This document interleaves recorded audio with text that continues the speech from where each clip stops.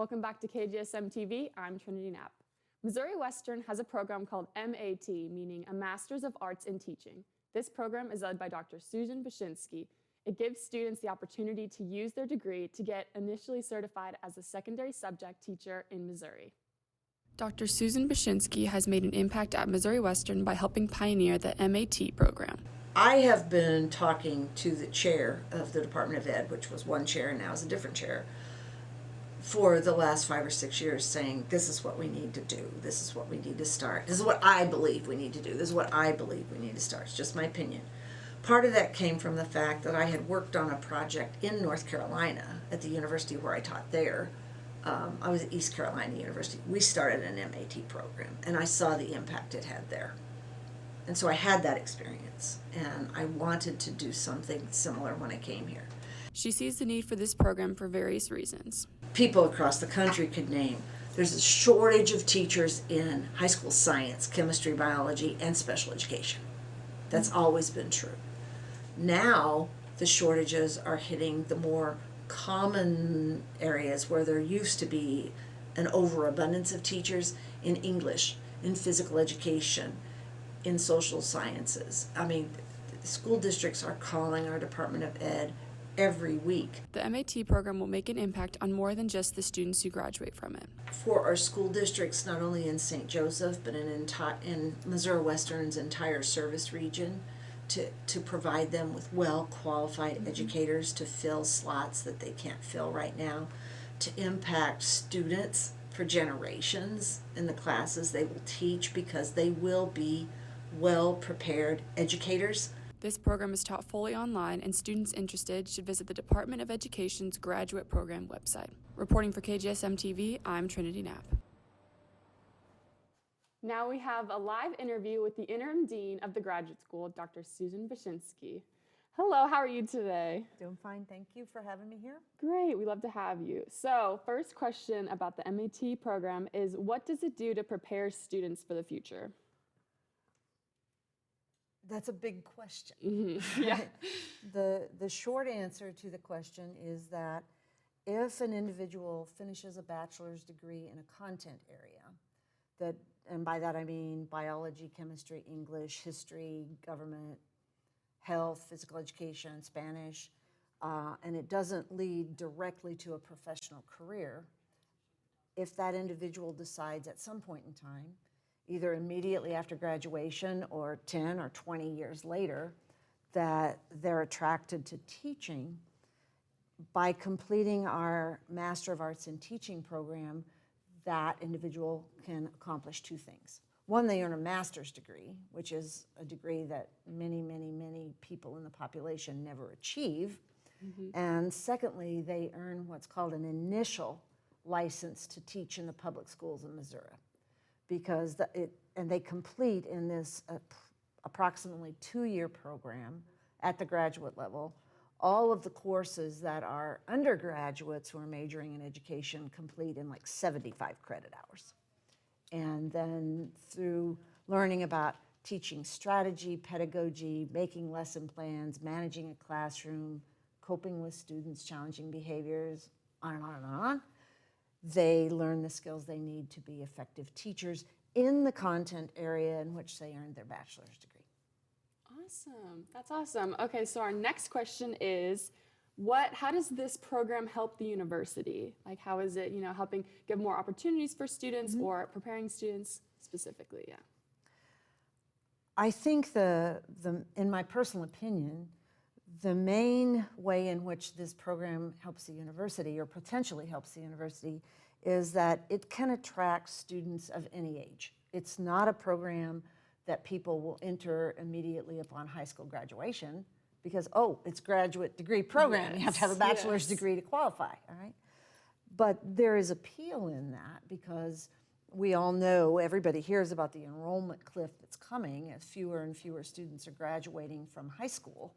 So the university is going to be competing for typical freshman students, sophomores, with all the other universities and colleges in the state and the region.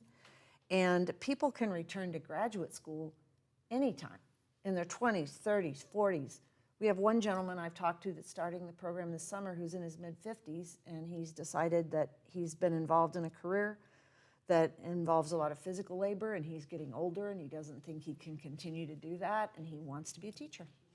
So it has appeal, I believe, and can help increase just numbers, enrollment numbers, but because you can return at any age to pursue a graduate degree. Yes.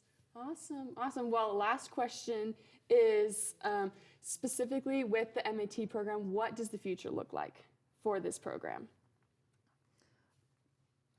I can tell you the facts and I can tell you the dream. Okay.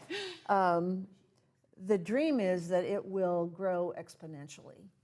And I think it's an achievable dream because the schools in St. Joseph, in the region Missouri Western serves, in the state, and very honestly in the nation, are experiencing a very critical teacher shortage. COVID didn't help. A lot of veteran teachers left because many of the veteran teachers were older, and being in classrooms with kids was scary. Yes. So even though there has always been a teacher shortage in certain fields like biology, chemistry, special education, that shortage is pretty much across the board. And schools, public schools, cannot find enough qualified individuals to fill their teaching force.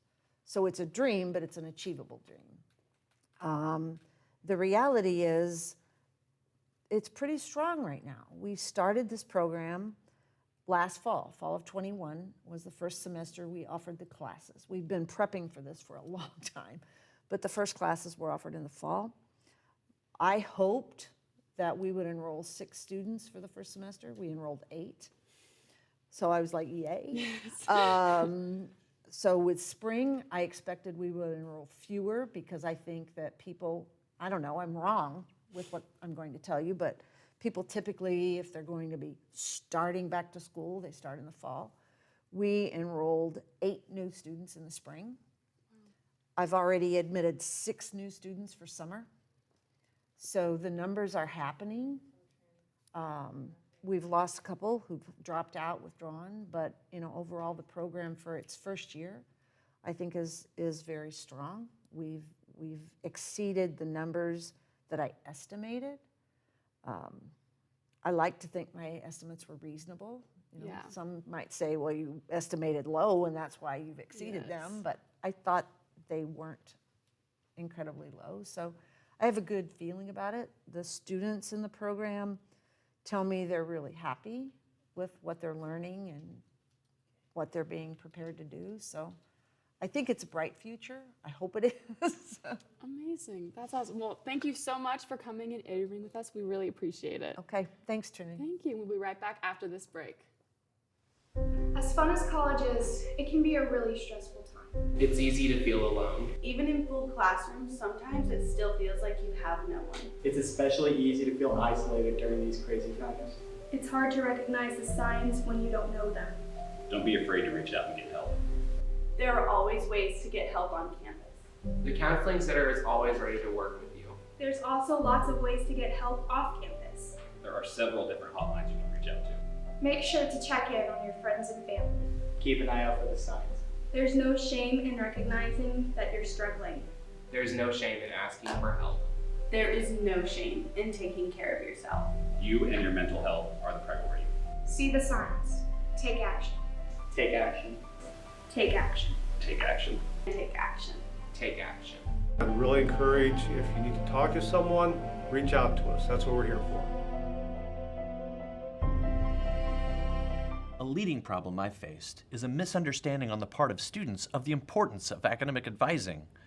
They miss appointments. They don't make appointments. But what's most disappointing is when they come unprepared. Give me a student with a plan in their head, or better yet, on paper.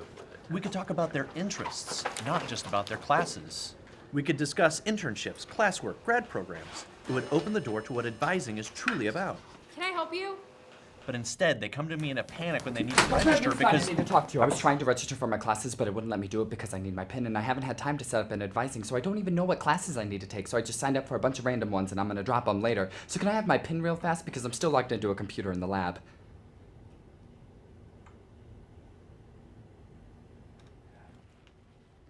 Am I interrupting? Take ownership of your education. Make the most of your advisement by being proactive, punctual, and prepared. You'll open the door to more personalized attention and avoid costly setbacks. It's never too soon to begin planning your next steps at Missouri Western.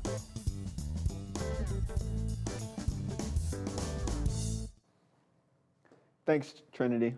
In later news, with more coronavirus variants coming into the light, Missouri Western decided to sponsor yet another vaccine clinic.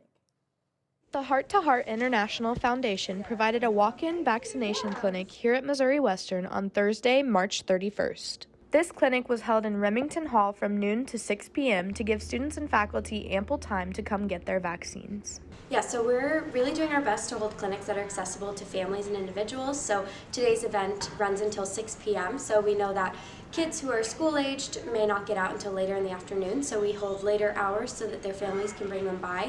We also know that working folks may not get off work until late, so we try and give them ample opportunity to get to our clinic. Signs were posted at the entrance of campus, paving the way to the clinic itself. This clinic allowed walk-ins and offered Pfizer, Moderna, and the Johnson & Johnson vaccines. The Heart to Heart team also offered boosters to eligible individuals. The process of getting vaccinated at events like these begins with walking into the facility and answering some pre-screening questions. From there, those getting vaccinated have the opportunity to discuss the best vaccination for them with recommendations from the Heart to Heart staff. Then, you receive your shot from one of the available nurses and stay for a 15 to 30-minute observational period. Once the observational period ends, you are able to leave with the recommendation to drink plenty of water and keep your arm moving. I think it's really important to hold these clinics because not everybody knows where to get their vaccines or their boosters. And a public location like this is like, hey, walk in, come get it. And it's really helpful to those that are on a certain side of town and they don't have access to all the locations, or they don't have access to a healthcare provider that can give them the shot anyway.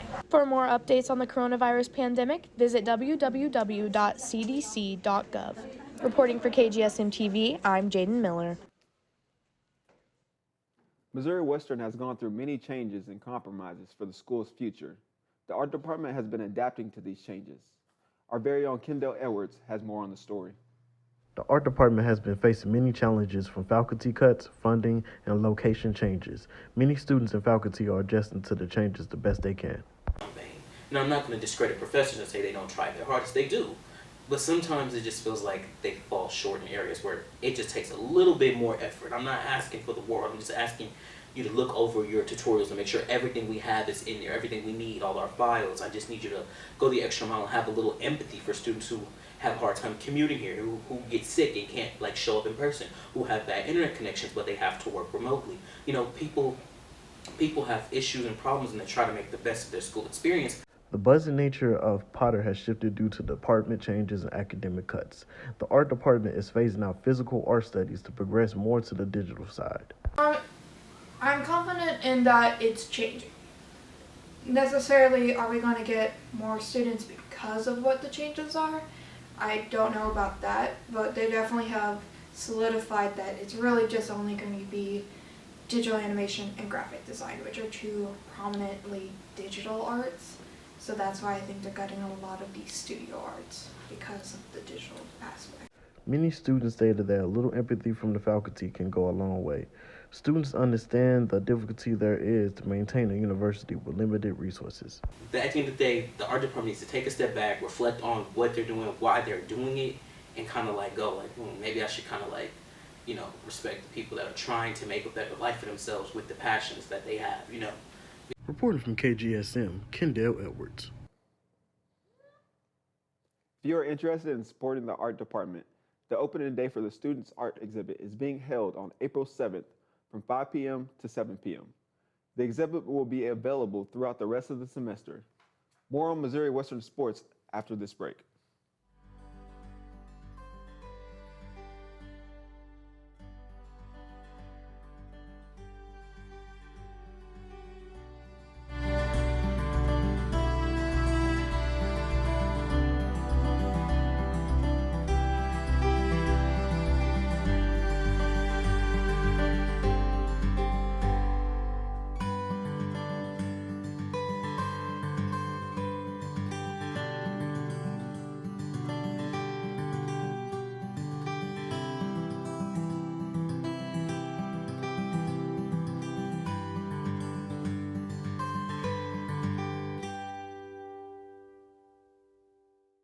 On March 30th, the women's tennis team beat their rival Northwest Missouri State. This was their first win against Northwest in 37 years. The tennis team had a dominant performance in their match against Northwest Missouri State, winning 6-1. Sophomore Anya Chavez explains her thoughts going into the match. Do the basics is what we always say. Don't get caught up in the flashy shots. Just do the basics, make a statement with that, and be just steady and consistent. Because this game was against their rival, the stakes were higher than usual. But this did not scare the Griffins. It might have actually had the opposite effect. I know that the match is going to be intense and spicy, but I'm really excited to play the first time here because this is my first semester. So I think we are doing really well. So let's see. The support these players have for each other is evident in how they celebrate each other's victories. And having Esther beside me, whenever she wins, it gives you that confidence, like, okay, my teammate's doing good, like, I'm going to do good. And for them, too, not just yourself. Because tennis is very individual, but when you come to university, you have a team now, and so it's, don't just do it for yourself, do it for others. When you get that cheer, it's like you celebrate with everyone, not just yourself. This team was able to make history and have fun while doing it. Yeah, I feel really confident, and my coach helped me a lot, so that's nice. I got the win, so nice. Reporting for KGSM-TV, I'm Trinity Knapp. Come out and support the tennis team tomorrow at 12 p.m. The Griffins esports program is once again hosting their annual semester event, the 24-hour live stream. More on the story is Darren Brinks. It's that time of the semester again for the Griffin esports program to start preparing for their 24-hour live stream. Each semester, the esports groups and social communities on campus come together to create a fully functional live stream that will last for 24 hours. Interviews with Luke Tice and Ethan Martin help explain and answer questions about the esports live stream. So we have the 24-hour live stream coming up this semester, April 21st, 22nd, 4 p.m. to 4 p.m. And it's all about Extra Life and Children's Miracle Network. All the proceeds that come through the stream go right to Extra Life, and they send it to Children's Miracle Network at KU Medical.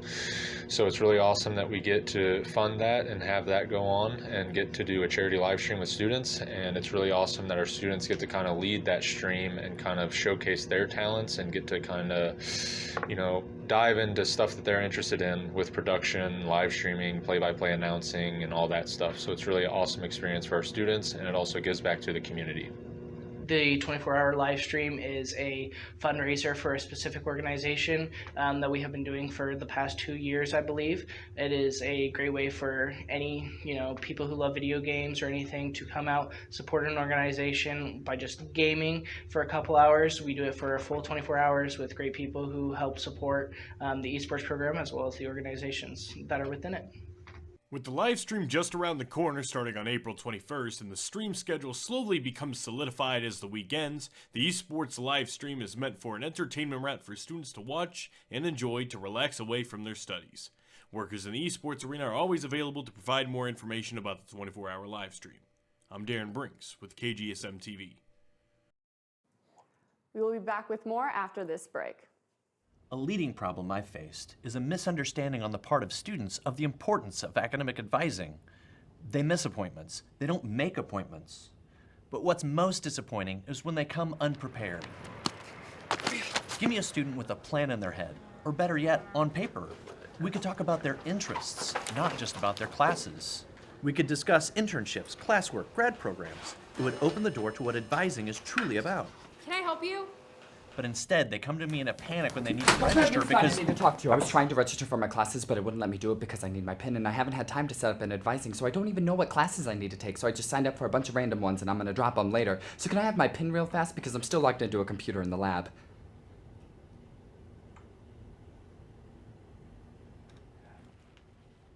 Am I interrupting? Take ownership of your education. Make the most of your advisement by being proactive, punctual, and prepared. You'll open the door to more personalized attention and avoid costly setbacks. It's never too soon to begin planning your next steps at Missouri Western.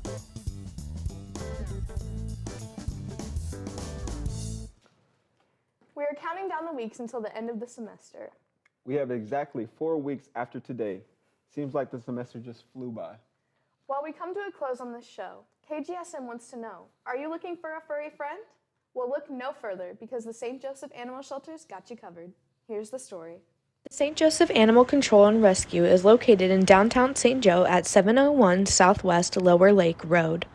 This shelter is run by the City of St. Joseph and is open Monday, Tuesday, and Thursday from 1 to 5:30 p.m., Wednesday from 1 to 6:30 p.m., and Friday and Saturday from 1 to 4:30 p.m. This shelter also offers additional services such as foster care and housing provided by local PetSmart and Petco stores in St. Joe. We definitely rely on support from the community for us to give back to them. So like through getting support from the community, we're able to give back through, like programs. We have the pet pantry where we help people with, pet food if they're in need, or Animal Kind, which helps people get their animals fixed. So we're able to do all these things through community support, and we wouldn't be able to do that without the community's help.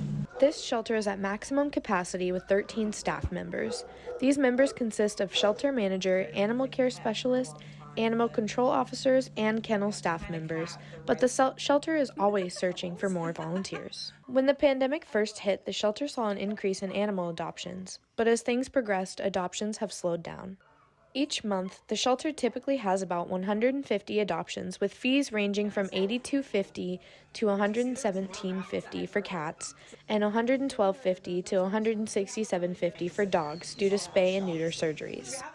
These animals rely not only on their staff members, but also on community food donations. In order to adopt, you can find an application on the shelter's website. Afterwards, the shelter sets an appointment to meet the animal. Next, you file paperwork and pay the adoption fee, and you finally have your new best friend. Just being able to, be a part of making a difference in the animals' lives and reaching out to the community, being able to solve problems when we have a difficult to place animal, coming up with creative solutions to find that animal replacement. For more information about the St. Joseph Animal Shelter or the adoption process, check out the St. Joseph Animal Control and Rescue on Facebook.com.